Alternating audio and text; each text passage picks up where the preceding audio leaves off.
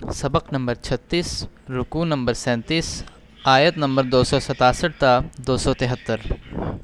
قرآن مجید کی تلاوت حرفی لفظی اور با محاورہ ترجمہ بما تشریح حافظ محمد قاسم خان کی آواز میں۔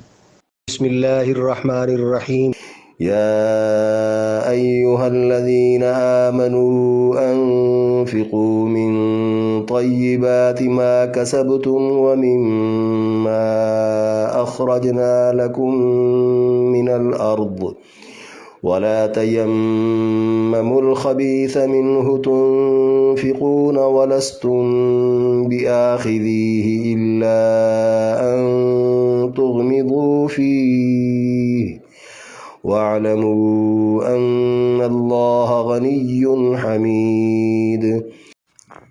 یا ایہا الذین آمنوا، اے ایمان والے لوگو، انفقو خرچ کیا کرو، من طیباتی ستھرا مال، ما کسبتم وہ جو تم نے کمایا، ومما اور اس میں سے جو اخرجنا نکالا ہم نے، لکم من الارض تمہارے لیے زمین سے، ولا اور نہ تیممو قصد کرو تم، الخبیث ردی مال کا، منہ اس میں سے، تنفقون جو تم خرچ کرو، ولستم حالانکہ نہیں تم، بآخذیہ اس کو لینے والے، الا ان مگر یہ کہ تغمضوا آنکھ بند کر لو تم، فیہ اس میں، واعلموا اور جان لو تم، ان اللہ یہ کہ اللہ غنی بے پرواہ ہے، حمید صفتوں والا ہے۔ پوری آیت۔ اے ایمان والو، اپنی کمائی سے اور جو اللہ نے تمہیں زمینی پیداوار دی ہے اس میں سے ستھرا مال دیا کرو، اور مال میں سے چھانٹ کر ردی چیز دینے کا ارادہ نہ رکھا کرو، حالانکہ وہ تم بھی لینا گوارا نہ کرو، الا یہ کہ تم آنکھیں بند کر لو اور جان لو اللہ بے پرواہ اور صفتوں والا ہے۔ الشیطان یعدکم الفقر ویأمرکم بالفحشاء واللہ یعدکم مغفرة منہ وفضلا واللہ واسع علیم۔ الشیطان شیطان، یعیدکم ڈراوا دیتا ہے تمہیں، الفقر غربت کا، ویأمرکم اور حکم دیتا ہے تمہیں، بالفحشاء برے کاموں کا، واللہ یعیدکم اور اللہ تمہیں یقین دلاتا ہے، مغفرتاً بخشش کا، منہ اپنی جناب سے، وفضلاً اور رزق کا، واللہ واسع علیم اور اللہ وسعت والا جاننے والا ہے۔ پوری آیت۔ شیطان تمہیں غربت کا ڈراوا دیتا ہے اور برے کاموں کی ترغیب دیتا ہے، اور اللہ تمہیں اپنی جناب سے بخشش اور کشادگی کا یقین دلاتا ہے، اور اللہ وسعت والا جاننے والا ہے۔ یؤتی الحکمت من یشاء ومن یؤت الحکمت فقد اوتی خیرا کثیرا وما يذكر إلا أولو الألباب۔ یؤتی عطا کر دیتا ہے، الحکمت دانائی، من یشاء جس کو چاہتا ہے، ومن اور جو کوئی، یؤت الحکمت عطا کر دیا گیا دانائی، فقد اوتیا پس دے دیا گیا وہ، خیرن بھلائی، کثیرن بہت زیادہ، وما یذکر اور نہیں نصیحت پکڑتے، الا اولو الالباب مگر عقل والے۔ پوری آیت۔ اللہ جسے چاہتا ہے دین کی سمجھ دے دیتا ہے، اور جسے دین کی سمجھ دے دی گئی اسے بھلائی کا خزانہ مل گیا، عقل والوں کے علاوہ کوئی نصیحت نہیں لیتا۔ وما انفقتم من نفقة او نذرتم من نذر فإن اللہ يعلمه وما للظالمین من انصار۔ وما اور جو بھی انفقتم خرچ کرو تم من نفقتن مال سے، او نظر تم یا نظر مانو تم من نظرن نظر کے ارادے سے، فإن اللہ یعلمہ پس بلا شبہ اللہ اسے جانتا ہے، وما للظالمین اور نہ ہوگا ظالموں کا من انصار کوئی مددگار۔ پوری آیت۔ اور مال سے تم جو بھی خرچ کرو یا نظر کی نیت کر کے تم جو بھی نظر مانو تو اللہ اسے جانتا ہے اور ظالموں کا کوئی مددگار نہ ہوگا۔ ان تبدوا الصدقات فنعما هي وان تخفوها وتؤتوها الفقراء فهو خير لكم ويكفر عنكم من سيئاتكم والله بما تعملون خبير۔ ان تبدو اگر ظاہر کر دو تم الصدقاتی خیرات کو، فنعما ہی تو یہ اچھی بات ہے، وَإِن تُخْفُوهَا اور اگر مخفی رکھو تم اس کو، وَتُؤْتُوهَا اور دے دو وہ الفقراء محتاجوں کو، فَهُوَ خَيْرٌ پس وہ بہتر ہے، لَكُمْ تمہارے لیے، وَيُكَفِّرُ اور دور کر دے گا عنکم تم سے، من سیئاتکم تمہاری خطاؤں کو، واللہ بما تعملون خبیر اور اللہ جو بھی تم کرو گے باخبر ہے۔ پوری آیت۔ اگر تم خیرات کو ظاہر کر کے دو تو یہ اچھی بات ہے، اور اگر تم چھپا کر محتاجوں کو دے دو تو یہ تمہارے لیے بہتر ہے، اور وہ دور کر دے گا تم سے تمہاری خطائیں، اور تم جو بھی کرو گے اللہ باخبر ہے۔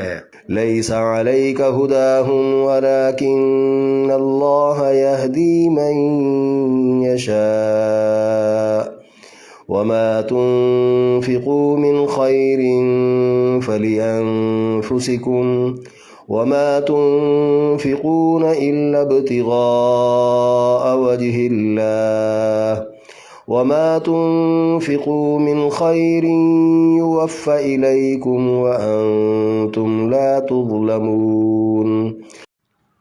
لیسا نہیں ہے علیکا آپ پر ہداہم ہدایت ان کی، ولیکن اللہ اور لیکن اللہ یہدی ہدایت دیتا ہے، من یشاء جسے چاہتا ہے، وما تنفقوا اور تم جو بھی خرچ کرو گے، من خیر بھلائی سے، فلانفسکم پس وہ تمہارے ہی لیے ہے، وما تنفقون اور نہ خرچ کرو تم، الا ابتغاء مگر طلب میں، وجہ اللہ اللہ کی رضا کی، وما تنفقوا اور تم جو بھی خرچ کرو گے، من خیر بھلائی سے، یوفا پورا واپس کیا جائے گا، الیکم تمہاری طرف، وانتم اور تم لا تظلمون نہیں ظلم کیے جاؤ گے۔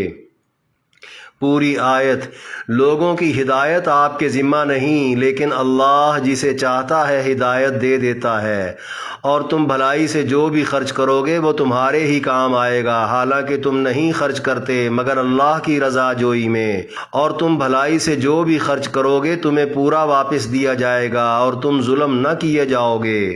للفقراء الذين احصروا في سبيل الله لا يستطيعون ضربا في الأرض يحسبهم الجاهل أغنياء من التعفف تعرفهم بسيماهم لا يسألون الناس إلحافا وما تنفقوا من خير فإن الله به عليم۔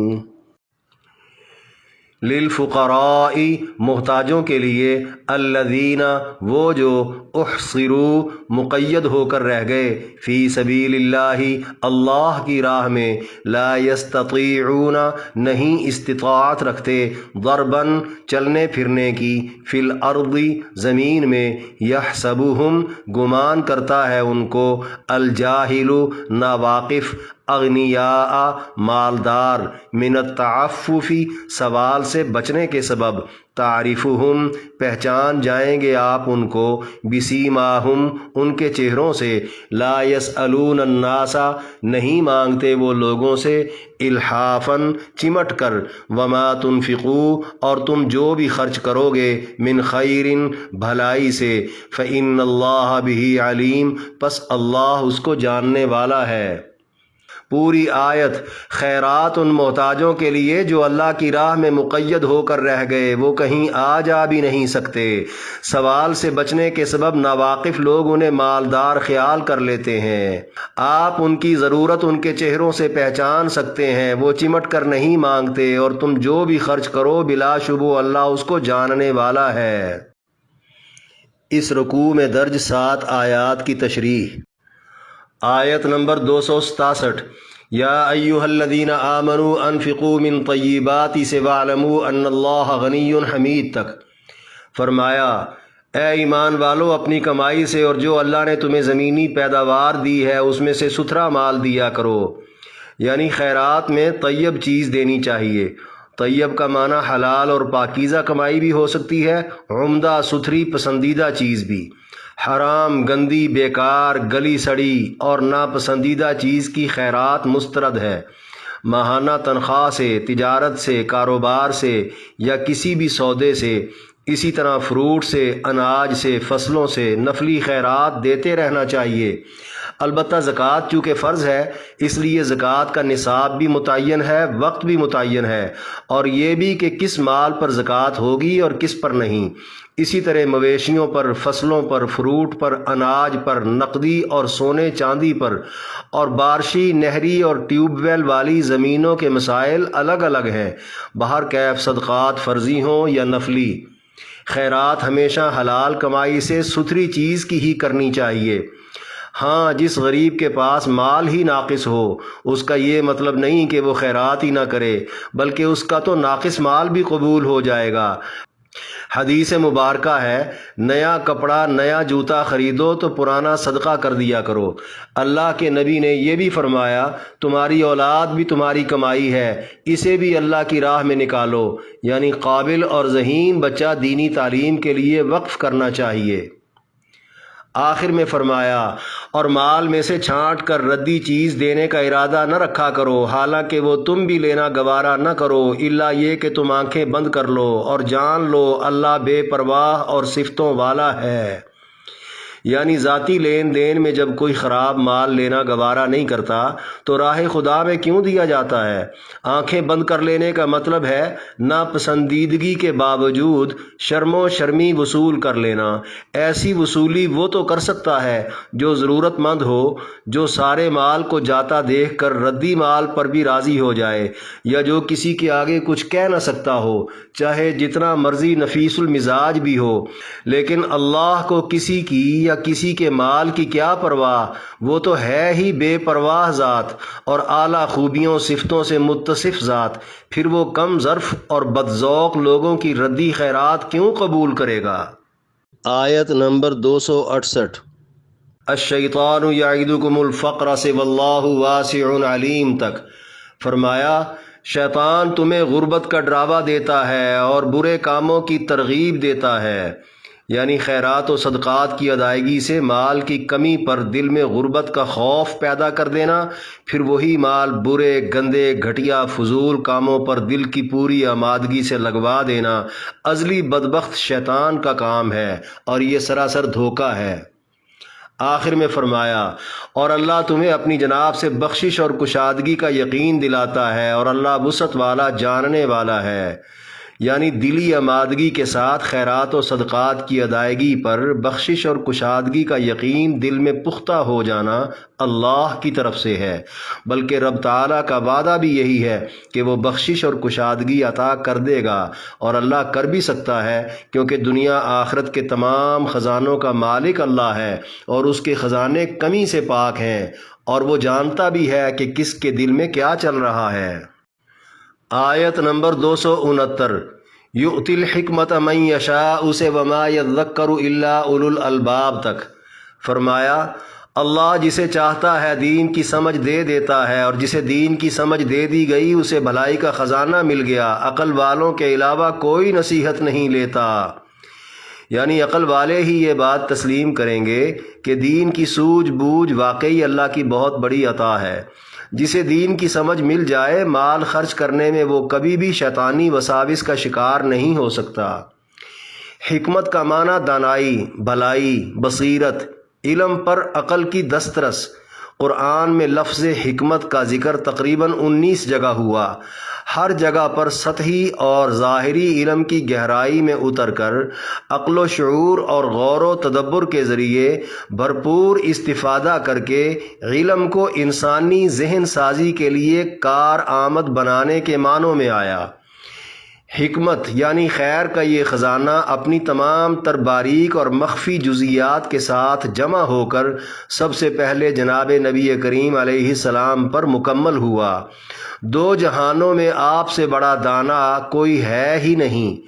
آپ علیہ السلام قرآن کی ہر آیت، ہر جملے، ہر لفظ کے ظاہری باطنی مفہوم و مراد کو نیز اعتقادات، ایمانیات، تمثیلات، تعویلات، محکمات، متشابہات، تعلیمات، ترکیبات، تشریحات اور تفسیرات کو اللہ کی منشا کے عین مطابق سمجھتے تھے، جس میں خطا کا کوئی احتمال نہ تھا۔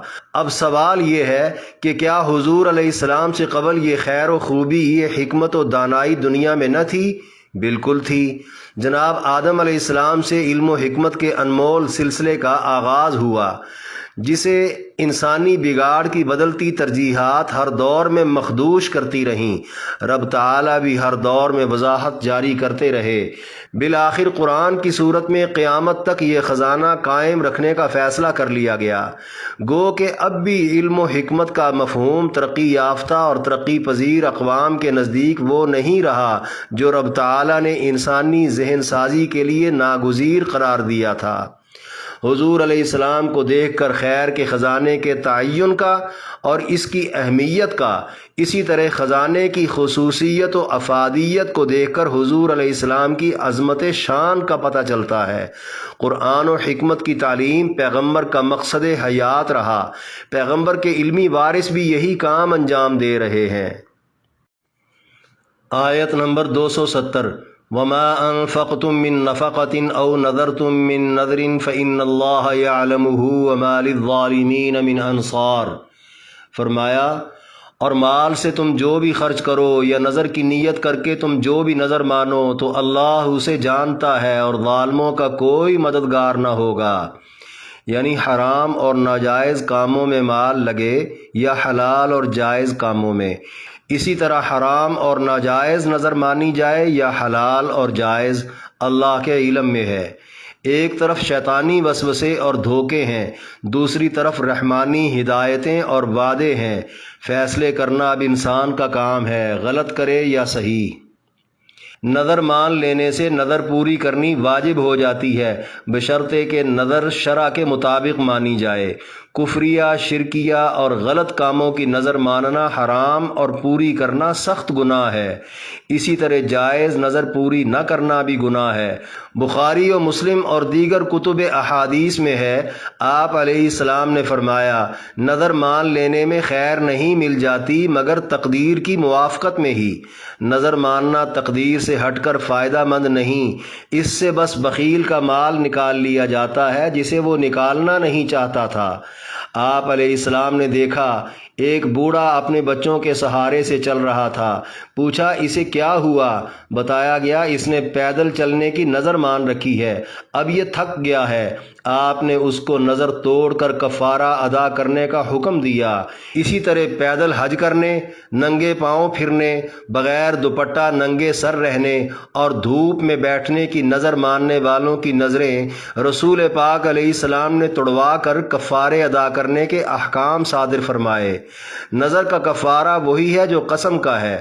فرمایا جو چیز اختیار میں نہ ہو اس کی نظر نہ مانی جائے، غیر اللہ کے نام کی نظر نہ مانی جائے اور نہ غیر اللہ کے نام کی قسم اٹھائی جائے، یہ شرک ہے اور شرک بہت بڑا ظلم ہے۔ روز قیامت ظالموں کا کوئی مددگار نہ ہوگا۔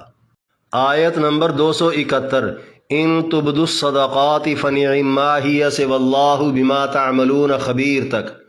فرمایا اگر تم خیرات کو ظاہر کر کے دو تو یہ اچھی بات ہے، اور اگر تم چھپا کر محتاجوں کو دے دو تو یہ تمہارے لیے بہتر ہے، اور وہ دور کر دے گا تم سے تمہاری خطائیں، اور تم جو بھی کرو گے اللہ باخبر ہے۔ یعنی صورتیں دونوں ہی جائز ہیں، بس نیت اللہ کو راضی کرنے کی ہونی چاہیے۔ ظاہر کر کے دینے میں ممکن ہے دوسروں کو شوق اور ترغیب مل جائے، خیرات کا شوق دلانے کا ثواب الگ سے بھی مل جائے گا۔ عین ممکن ہے ظاہری خیرات سے یہاں اجتماعی نیک کاموں میں دینا مراد ہو، کیونکہ آگے محتاجوں کو چھپا کر خیرات دینے کو افضل بتا دیا تاکہ کسی غریب کی عزت نفس مجروح نہ ہو۔ یہ بھی ممکن ہے کہ فرض صدقات اعلانیہ دینا مراد ہوں۔ موقع محل دیکھ کر جہاں اعلانیہ خیرات مفید ہو وہاں اعلانیہ، اور جہاں خفیہ بہتر ہو وہاں خفیہ کرنی چاہیے۔ بہر کیف خیرات کرتے رہنے سے روز مرہ کی چھوٹی موٹی خطائیں جھڑتی رہتی ہیں، جس سے بندے کی روحانیت جاندار ہو جاتی ہے۔ اللہ تو ہر ایک کے عمل اور نیت سے باخبر ہے۔ حدیثوں میں اس خیرات کی بڑی فضیلت بیان ہوئی ہے جو دایاں ہاتھ دے اور بائیں کو پتہ بھی نہ چلے۔ آیت نمبر 272 لیس علیک ہداہم سے وما تنفقوا من خیر یوفی الیکم وانتم لا تظلمون تک۔ فرمایا لوگوں کی ہدایت آپ کے ذمہ نہیں، لیکن اللہ جسے چاہتا ہے ہدایت دے دیتا ہے۔ یعنی صحابہ کرام اپنے غریب مگر کافر و مشرک رشتہ داروں کو نفلی خیرات دینے میں اسلام لانے کی شرط رکھنے لگے، اور خیرات صرف مسلمانوں کو دینا پسند کرتے۔ یہ بھی گویا کسی کافر کو راہ راست پر لانے کے لیے ایک قسم کا جبر تھا، جس سے اللہ نے یہ کہہ کر منع فرما دیا کہ کافروں کو ہدایت دینا آپ کی ذمہ داری نہیں، بلکہ دلوں کا پھیرنا اللہ کا کام ہے۔ آگے فرمایا اور تم بھلائی سے جو بھی خرچ کرو گے وہ تمہارے ہی کام آئے گا، حالانکہ تم نہیں خرچ کرتے مگر اللہ کی رضا جوئی میں۔ یعنی کوئی مسلم ہو یا غیر مسلم، تمہارا کام تو انسانیت کی بھلائی ہے، اور اسی میں خدا کی رضا ہے جس کے تم طالب ہو۔ بعض روایات کے مطابق آپ علیہ السلام بھی صرف مسلمانوں کو ہی خیرات دینا پسند فرماتے۔ جب یہ آیت نازل ہوئی تو آپ نے بھی تخصیص ختم فرما دی، لہٰذا کسی بھی مجبور اور محتاج کی ضرورت پوری کرنے میں کوئی ہچکچاہٹ نہیں ہونی چاہیے۔ اس میں تمہارا ہی فائدہ ہے، حصول ثواب کے اعتبار سے بھی اور تعلقات عامہ کے اعتبار سے بھی۔ یاد رہے یہاں نفلی خیرات مراد ہے، زکوٰۃ کسی غیر مسلم کو نہیں دی جا سکتی۔ آخر میں فرمایا اور تم بھلائی سے جو بھی خرچ کرو گے تمہیں پورا واپس دیا جائے گا اور تم ظلم نہ کیے جاؤ گے۔ یعنی یہ خدشہ بالکل ختم ہو گیا کہ غیر مسلم کو دی گئی خیرات کہیں پیسے کا ضیاع نہ ہو، بتا دیا پورا بدلہ ملے گا، اور اس معاملے میں ناانصافی بالکل نہیں ہوگی۔ آیت نمبر 273 للفقراء الذین احصروا سے وما تنفقوا من خیر فإن اللہ بہ علیم تک۔ فرمایا خیرات ان محتاجوں کے لیے جو اللہ کی راہ میں مقید ہو کر رہ گئے، وہ کہیں آ جا بھی نہیں سکتے۔ یعنی وہ مفلس لوگ جنہوں نے مستقل طور پر دینی علوم پڑھنے پڑھانے کے لیے خود کو وقف کر دیا ہو، انہیں کاروبار کرنے کی فرصت ہی نہ مل رہی ہو۔ مسلمانوں کو چاہیے ان کی جملہ ضروریات کا خیال رکھیں۔ تمام مفسرین متفق ہیں کہ یہ آیت ان سینکڑوں اصحاب صفہ کے متعلق نازل ہوئی جو دور دراز سے آئے مسجد نبوی میں رہائش پذیر تھے، اور نبی علیہ السلام کی درسگاہ میں آپ سے دینی علوم سیکھتے اور سکھاتے رہتے تھے۔ نبی علیہ السلام نے فرمایا علم دین کے طالبان پر خرچ کرنے سے خیرات کرنے کا ثواب الگ سے ملتا ہے اور علم پھیلانے کا ثواب الگ سے ملتا ہے، لہٰذا مدارس دینیہ سے بہتر خیرات دینے کی کوئی جگہ نہیں۔ بعض مفسرین نے محاذوں پر موجود مجاہدین بھی مراد لیے ہیں۔ کچھ ناعاقبت اندیشوں نے اللہ کے ان مہمانوں پر طنز شروع کر دیے کہ یہ خیراتیں جمع کرنے اور خیراتوں پر پلنے والے لوگ ہیں۔ توبہ نعوذ باللہ، یہ اس آیت کا استہزاء اور اس کی توہین ہے۔ آگے فرمایا سوال سے بچنے کے سبب ناواقف لوگ انہیں مالدار خیال کر لیتے ہیں۔ یعنی وہ متوکل بھی ہیں اور خوددار بھی ہیں۔ سوال کرنے سے توکل بھی برباد ہو جاتا ہے اور عزت نفس بھی جاتی رہتی ہے۔ علم اور اہل علم پر حرف آتا ہے۔ اہل علم میں یہ وصف ان کی بہترین تربیت سے پیدا ہوتا ہے جسے وہ کھونا نہیں چاہتے۔ دنیا انہیں مالدار سمجھ کر خیرات روک لیتی ہے جو کہ غلط ہے۔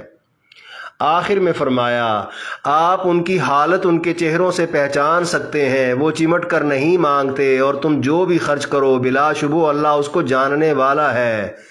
یعنی وہ اپنی حالت کو اس قدر چھپاتے ہیں کہ ان کی مفلسی کا اندازہ لگانا مشکل ہو جاتا ہے جب تک ان کے چہروں پر غور سے نظر نہ ڈالی جائے، کیونکہ چمٹ کر سوال کرنے والوں کو اللہ پسند ہی نہیں کرتا۔ اس لیے زبان سے تو وہ اپنی حالت چھپا لیتے ہیں مگر چہرے کے تاثرات ان کی باتوں کی تائید نہیں کر رہے ہوتے۔